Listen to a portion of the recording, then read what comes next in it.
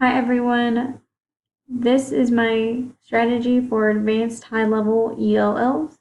In advanced high-level ELLs, read, write, and understand vocabulary at a level that is comparable to that of their native English-speaking peers.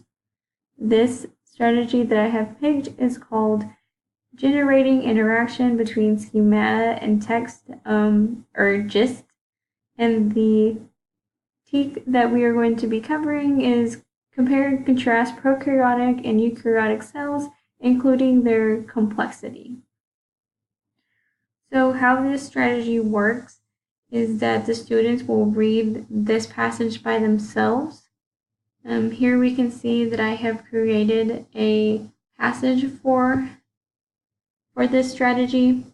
And then once the students have completed reading the strategy, they will get into collaborative groups and must generate only one sentence that summarizes the whole passage. And again, here is the passage that I've created. I'm not going to read it, but basically this paragraph talks about cells and describes what a cell is, and this is introducing the eukaryotic and prokaryotic cells.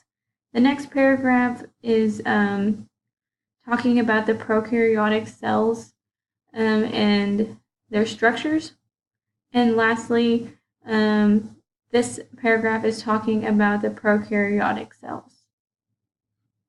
So once the students have finished reading and have gotten together, they have to create a gist.